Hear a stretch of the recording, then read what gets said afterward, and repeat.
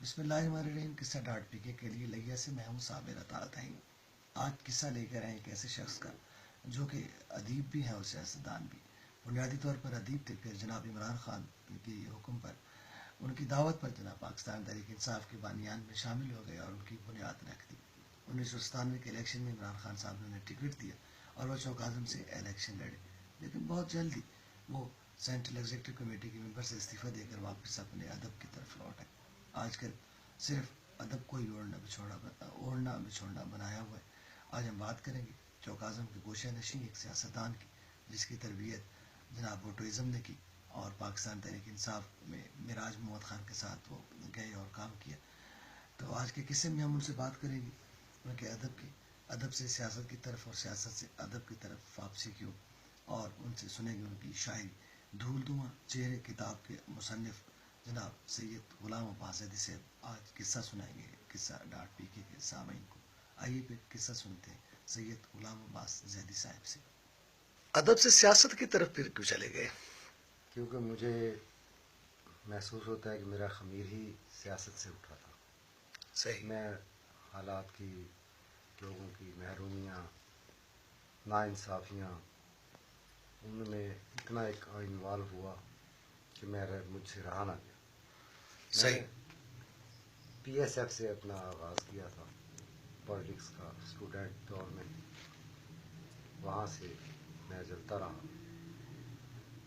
اور بھٹوازم کے منشور پہ ہم کمر بستہ تھے۔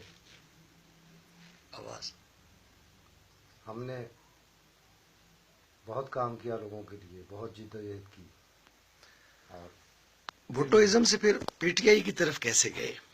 پھر ایک نئی سوچ، ایک نیا نعرہ، ایک نیا ویژن کے نام پر پی ٹی آئی وجود میں آئی تو میں ان کے شانہ بشانہ کھڑا ہو گیا۔ آپ میرے خیال میں پی ٹی آئی کے بانیان میں تھے۔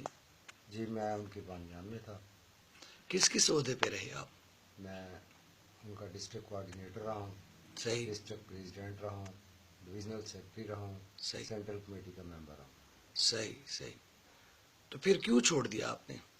پھر جب میں نے دیکھا کہ وہی الیکٹیبلز کے نام پر سیاست، وہی سیاسی گورکھ دھندا، وہی پرانے لفافے لپیٹ کر نئی اپروچ میں، جب مجھے کچھ نظر نہیں آیا، مجھے پھر مایوسی اور اندھیرا نظر آیا کہ یہ عوام پھر رہ گئی، پھر ماری گئی، محرومیاں پھر وہیں کی وہیں۔ تو پھر آج ہمارے سامعین کو آپ کیا سنانا چاہیں گے؟ کچھ شاعری ہمیں ادھر سنوائیں۔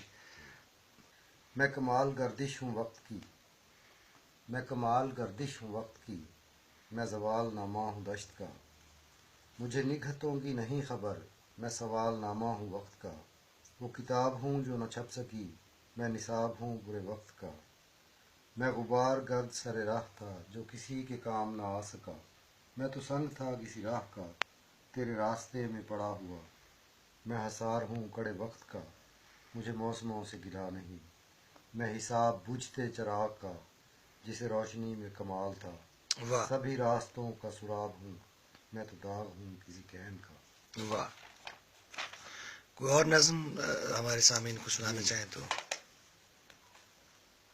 میں اور کرب کی کیا کیا حکایتیں لکھتا، واہ، میں اور کرب کی کیا کیا حکایتیں لکھتا، میں اس جہان کی کیا کیا شکایتیں لکھتا، میں لکھ لکھا کے سبھی پڑھ چکا ہوں خود سے ہی، جبر کے دور میں کس سے شکایتیں لکھتا، میں لکھ چکا سبھی پیری کے حال گن گن کے، میں لکھ چکا سبھی پیری کے حال گن گن کے، جہان کرب کی کیا کیا شکایتیں لکھتا، واہ، میں بام و در سے گیا اور ناؤ چھوٹ گئی، میں اپنے درد کی کتنی شکایتیں لکھتا، بلا جواز ہی سمجھا کیے مجھے مجرم، واہ، صابر میاں، واہ، بلا جواز ہی سمجھا کیے مجھے مجرم، میں اس جواز کی کیا کیا وضاحتیں لکھتا، واہ، خود ہی ہوں آس کا مارا، خود ہی آوارہ مزاج شوق تیرا کس سے تذکرہ لکھتا، بہت تھکن سے بیٹھ گیا ہوں زمین مقتل پر، واہ، تھکن سے بیٹھ گیا ہوں۔ بیٹھ گیا ہوں زمین مقتل پر،